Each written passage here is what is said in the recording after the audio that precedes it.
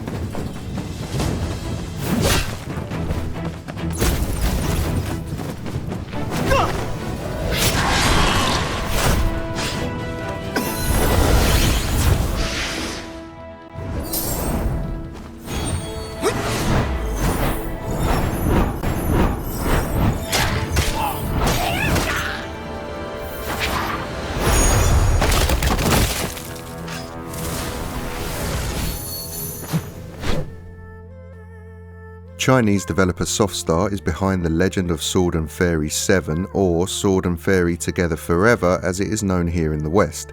A hack-and-slash 3D action-adventure RPG from a series that has been going strong for 27 years. With this being the 7th mainline game in the franchise along with countless spin-offs, I think part of the reason it got a name change for Western audiences was down to a few factors. One, that this is the first in the series to feature real-time action as opposed to the turn-based combat of its predecessors, and two, for most people, myself included, this would have been the first introduction to the franchise, and having the number 7 in the game's title might understandably put a few people off from even trying it out. Now, I can only go off my own experiences, but it never felt like I was missing anything from the plot. It may well have tied in with other entries in the series, but as a newcomer I didn't notice anything that stood out as confusing or missing. There may well be through lines and things that tie this into the other games, but not knowing them certainly didn't impact my enjoyment with it. In fact, the story was one of the many things that pleasantly surprised me. I might have been generalising here, but I was fully prepared to almost ignore the plot completely and just get stuck into the action and the world. But the story got its hooks in me early and kept me intrigued throughout. I keep the rundown of the plot brief as it is a bit of an expansive one, but essentially it's steeped in Chinese folklore and mythology. With 3 emperors vying to create different beings, deities, humans and beasts, you start the game playing as Zhu Wu. Now, apologies up front if I butcher any of these pronunciations. Zhu Wu is a deity who finds himself in a fierce battle with the Garuda King, and ends up gaining control of an infamous sword named Chun-Zi, granting him the ability to teleport. Not long after, you get access to Yu Qing-Shu, a young female warrior from the human realm with a knack for taming fairies that becomes inextricably linked to Zhu Wu and forms the basis of your party, with more characters added as the story progresses. Each of them having varying playstyles and strengths that come in handy at certain points, culminating in areas of the game where you will essentially have a full crew that you can switch between on the fly, even during combat. Which brings me neatly onto gameplay. Sword and Fairy 7 is a third-person hack-and-slash action game set in a semi-open world. I say semi-open world as the game consists of multiple locations that are in themselves large and open, with some even having sub-regions, but none are connected. You can walk around freely whilst in one of the locations, chatting to NPCs, fighting enemies and looting chests, but in order to travel between locations you'll need to fly, and to do that you'll need the use of a fairy. Luckily, Yu Qing-Shu has one, and basically it works as this game's version of fast travel. So I guess it's more like open regions than open world. Combat is very much your standard third-person hack-and-slash action, with light and heavy attacks chained together for combos. You got ranged attacks or even charged up special attacks for max damage. The cool thing is that you can switch between members of your party as and when you wish, utilising their different skills and abilities to beat the enemies and bosses you encounter. Once defeated, the XP gained can be used to level up your party members, and certain items found in the world can be used to level up your fairies. And fairies act as a sort of magical summon, I guess, and come with cooldowns so can't be spammed, but when activated they can perform elemental attacks, area of attack blasts, or provide healing properties, and all of which can be crucial to keeping your party alive. The strong narrative of Chinese culture and mythology was incredibly captivating, but there are a lot of conversations in this game and many cutscenes. As a result, the pacing can feel a little off at times. Cutscene haters beware, this game has a lot of them and isn't afraid to let your controller time out while you sit there idling watching it all unfold. But the beauty of the world, which is so excellently designed by the developers, the fast pace and at times challenging combat, and the stunning soundtrack was just so new and fresh to me, I found myself devouring it all and couldn't get enough of it, quite honestly.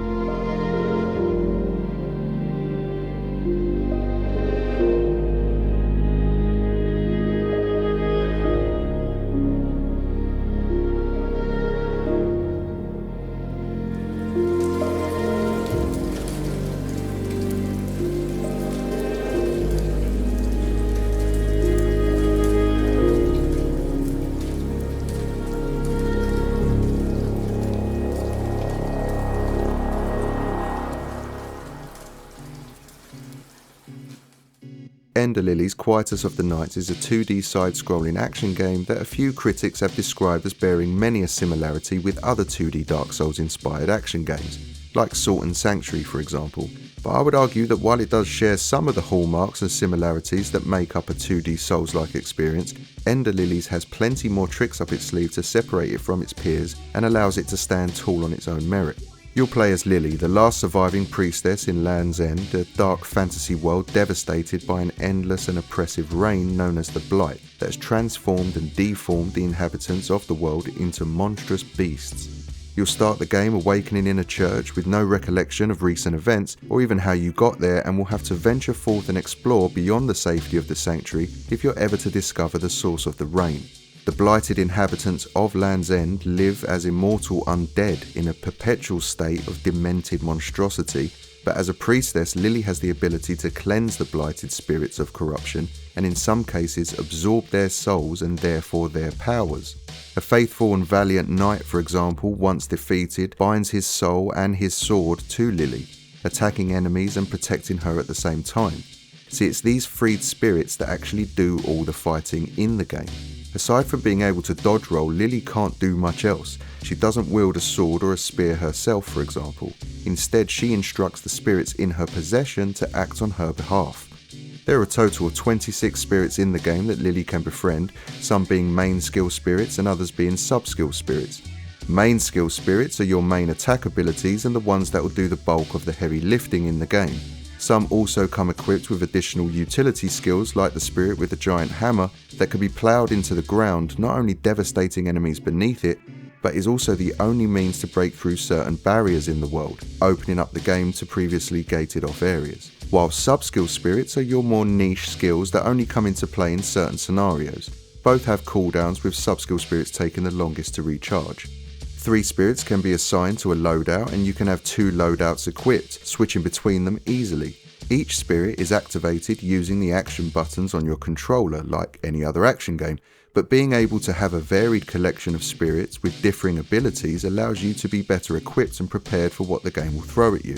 Having one loadout equipped with attack spirits while the other was more focused on exploration based abilities was a combo that worked best for me overall, but with a fair few spirits to choose from, the game does offer you the ability to tailor it to your playstyle. You might not have the full flexibility of traditional RPG character builds, for example, but for a 2D action platformer, I was surprised by how much freedom this game does offer to the player, and how well implemented it all is. Boss fights are also a huge aspect of the game and provide some of the most memorable and challenging moments, but the design of them, the boss arenas you fight in, and the music that accompanies them are all incredible. Actually, let's talk about the look of the game for a second, because I was kind of blown away by it all. Insanely pretty hand-drawn animation coupled with a gothic fantasy setting that reminded me of Bloodborne on more than a few occasions ticked all the boxes for me when I first watched its trailer. Thankfully, the game more than lived up to the hype that the trailer instilled in me, and I managed to track down a physical copy from Japan. As you can see, it comes with English subs in case any of you out there were thinking of grabbing a physical copy for yourself. I had a feeling this was going to be my bag when I first laid my eyes on it, but I wasn't expecting to be as impressed by it as I ended up being. There's so much going on in this game that I haven't even touched upon here, so to leave out spoilers and save some things for you to discover, but man, if you like 2D action games or Metroidvanias, this is top notch and completely knocks it out of the park as far as I'm concerned. Really happy to have this one physically.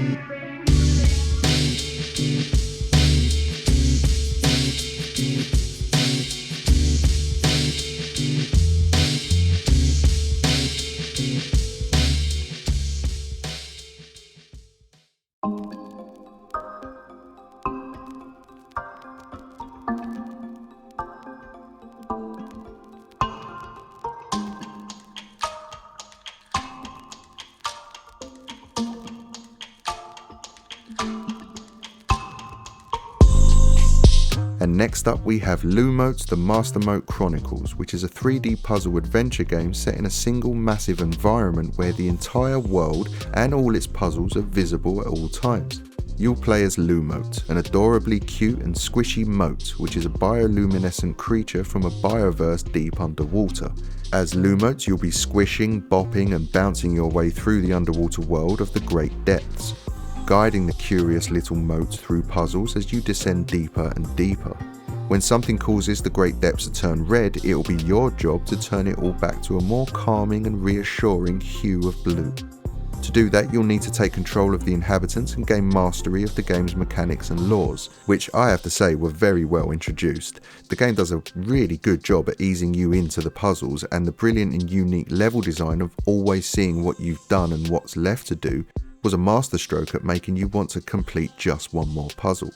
The puzzles themselves are separated into towers, and after completion each tower marks your mastery of a particular mote and unlocks a new tower full of puzzles for you to conquer.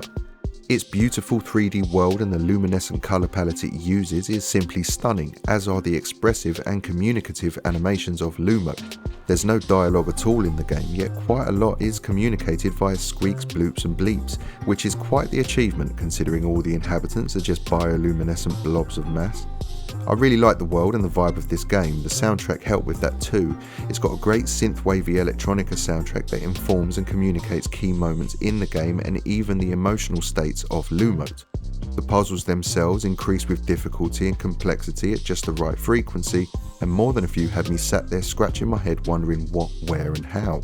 But due to the stripped down nature of the mechanics, I always knew it was down to me overlooking something and not because the puzzle was designed badly or that there was an obnoxious difficulty spike. I guess my only negative for this game would be having to start at the very beginning of a level each time you die by falling off the edge. It didn't happen too often, but when it did during the more complex and larger latter stage puzzles, that was incredibly frustrating, I have to say. But that's a minor gripe for a puzzle game that on the whole was incredibly enjoyable to play and look at. Not least because of how good the puzzle and level design were, but also the scope and composition of the world itself. I really enjoyed this game from start to finish, but then I do love a good puzzle game. So for those of you out there that don't, you might want to swerve this one. But for those of you out there like me, this is great and will make a fantastic addition to your collection.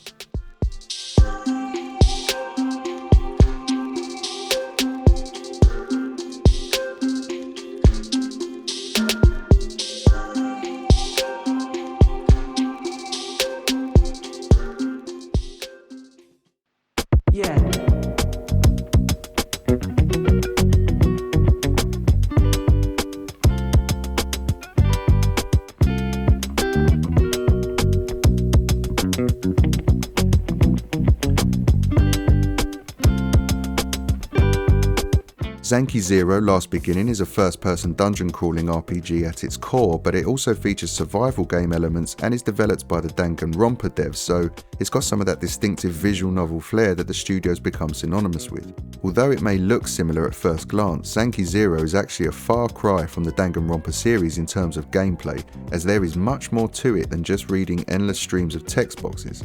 Don't get me wrong, I absolutely love Danganronpa, but I want to make it clear that while you can tell Zanki Zero shares some of that DNA, it does more than enough to create a completely different experience. The story is set in a post-apocalyptic paradise of island ruins, following the destruction of Earth, leaving behind 8 people as the sole survivors. These 8 survivors are the playable protagonists of the game, and each chapter focuses on a different character that you as the player will be controlling. At varying points, each of them wake up on this mysterious island, only to be informed of the unfortunate state of the world and that they're humanity's last hope of staving off extinction. The gameplay tutorials and general exposition a lot of the time is communicated and explained by 2 slightly odd and definitely twisted children's TV cartoons via a television program called Extend TV, with their dark humour and banter often providing levity after a particularly morbid segment of story exposition. This game has a lot of revelations and plot twists, as I'm sure anyone who's played the Danganronpa games will attest, so I won't be going into too much detail in that regard, but it's safe to say that the narrative goes to some pretty dark places. Don't let the idyllic setting fool you, some of the character arcs in this game are grim to say the least. Playing as each character as the chapters go on, you'll be uncovering their past and the sins that still haunt them, whilst exploring dungeons in a grid-based fashion, defeating the various animals that live there, and eventually the bosses that usually cap them off.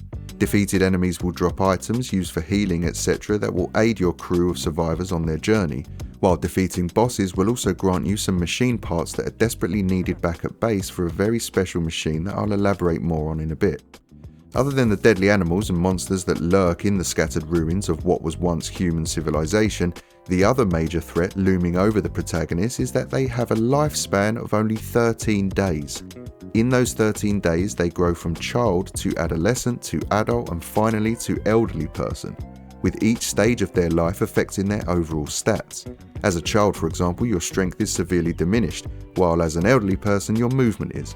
Luckily, dying isn't the end of the road for these lucky or unlucky few, depending on how you look at it, as they could be revived back at base via a retro arcade cabinet called the Extend Machine. Reviving fallen allies isn't free, however, and requires points that can be accumulated via dungeon crawling, and to be honest, I played this game quite casually and never found myself short when I needed them, so the whole points thing felt quite redundant to me in all honesty.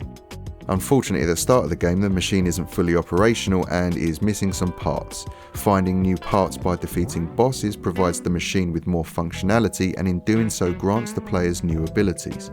Combat is in real time and in first person, but being grid-based and without 360-degree movement, it can take a little while to adjust and caused me to have more sweaty encounters than I would have cared for.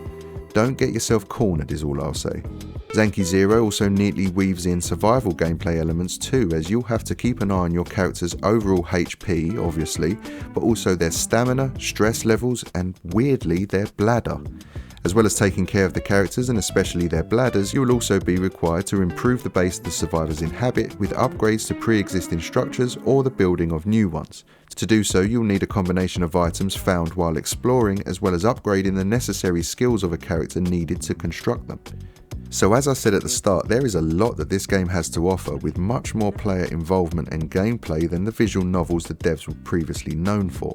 But if you're a die-hard Danganronpa or visual novel fan, lowering the difficulty to anything lower than the standards set by the game removes the survival elements almost entirely and makes the dungeon crawling combat encounters way easier. So hopefully everyone's happy.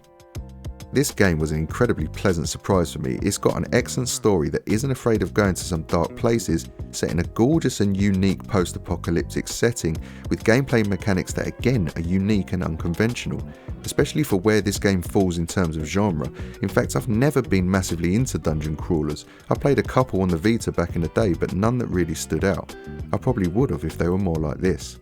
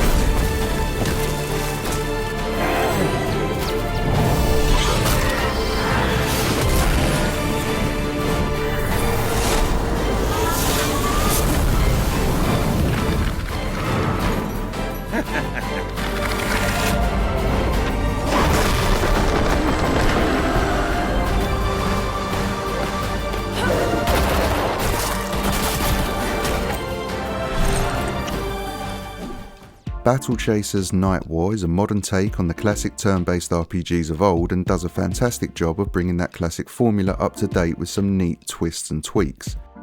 Based on the Battle Chasers comic book series by Joe Madureira, the game follows a cast of characters from that franchise as they explore dungeons, loot chests, craft items, and upgrade themselves out of the perils they find themselves in. Thankfully, you don't need to have any prior knowledge of the comics in order to understand the game's plot or indeed the world it's set in, as the game does a fantastic job of explaining that all up front for you. The game starts with a small band of warriors becoming marooned on an island after their airship is shot down. A few interactions with the local townsfolk later and you come to the realization that this mysterious island is actually harbouring some serious reserves of mana. Because of this, all sorts of unsavoury characters have descended to the island too, looking to harvest this magical resource for themselves. Most notably the evil necromancer acting as the game's main antagonist. There's a bit more to the plot, but that's the crux of it, and to be honest isn't anything that out of the ordinary when it comes to fantasy RPG plot vehicles. What is a nice change of pace though is how good the writing is and also the interactions between the 6 members that make up your crew. Having a maximum of 3 in your party at any given time, with additional members being introduced as the story develops, you'll pick your favourite 3 to explore the world out of Garrison, the swordsmith, Calibretto, the war golem, Red Monica, the rogue, and Nolan, the mage, and finally Gully, the young girl from important lineage that has inherited a pair of magical gauntlets. Enemies you encounter can also come to battle you with a maximum of 3 members, and battles are fought in a classic turn-based fashion. The combat systems in place are very easy to get to grips with, whether you're a fan of the genre or not. It's all pretty easy to wrap your head around early on, but that's not to say that it doesn't ramp up in complexity and difficulty as the game progresses. There's actually a surprising amount of depth to the combat mechanics that don't immediately make themselves known, which I think is a really good thing. Too many RPGs bombard you early on with all the incredible systems the devs have created, and a lot of the time that can simply be too much information too soon. This does a great job of gradually presenting you with further enhancements to the battle system as the game goes on, like how magic abilities that come with various buffs and debuffs will cost mana, while standard attacks don't but will instead build up an overcharge meter.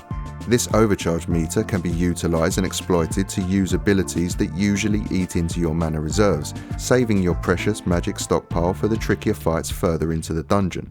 Then there's also the burst abilities that each party member has at their disposal.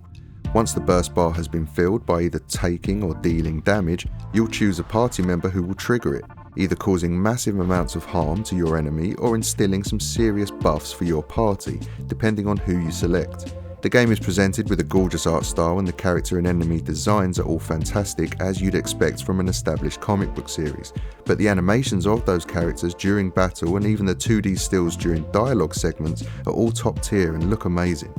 Aside from its visual aesthetic, the game is presented in almost two modes. There's the more top-down view and linear exploration of the game's world map. Here you'll walk from town to town, outpost to outpost, exploring and looting as you go, where enemy encounters are clearly visible and can either be avoided or engaged. Once you have entered a dungeon or other similar exploration areas like towns, the perspective becomes a more traditional isometric view, and exploration is also given more freedom. Entering these dungeons also presents a cool twist in that just before you enter you're given a choice in difficulty. Depending on what you choose will determine the enemy variety and what kind of loot will be available to you once inside. Dying in the dungeon will send you back to the nearest town you rested at, but your progress in the dungeon is preserved. Just return and continue. However, choosing the hardest difficulty will net you the best gear, yes, but it will also reset the dungeon completely should you fall victim to its many enemies or traps. It's one of those risk-reward situations, but it does make grinding fun as they're randomly generated, keeping repeat dungeon crawling fresh each time. There are some puzzles within the dungeons that only select members might be able to solve, which means you'll be exploring every square inch of a dungeon's map to ensure you haven't missed anything. And no dungeon will be complete without a boss fight to end on, and this game has some incredible looking boss designs with devastating abilities and weapons that do not disappoint. For me, the artwork and the battle system are what makes this game a joy to play, and honestly I can't believe I waited this long to pick it up. I've seen this in shops and online for so cheap and for so long I pretty much dismissed it every time without really looking into it. Whenever I saw the cover I just assumed it was a Diablo clone, and always seeing it at prices that never exceeded £10 I thought maybe it wasn't a very good one. Man, how wrong and foolish I was. Do not make the same mistake I did and go out there and grab a copy of this excellent turn-based RPG. I picked up a new copy only recently and it cost me £6. For over 30 hours of gameplay of this caliber, and at that price you really can't go wrong.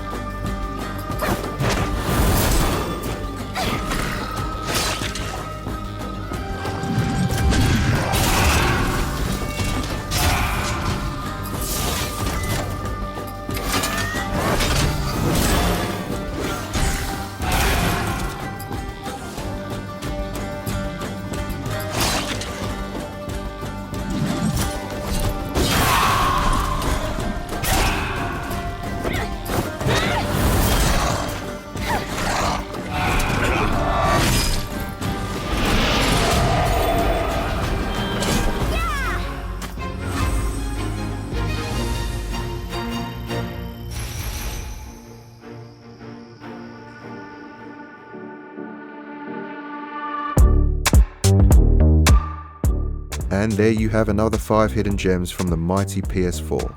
What are your favourite looking games out of this list, and have you already played them? Would genuinely love to hear your thoughts down in the comments below. Next up, I think it might even have to be another PS4 Hidden Gems video, to be honest, as I've picked up a fair few incredible games recently that just not enough people are talking about. So if you're new to the channel, welcome, and have a think about hitting that subscribe button if that's something that might interest you. But until then people, I'm out, so take care, be good, and game on.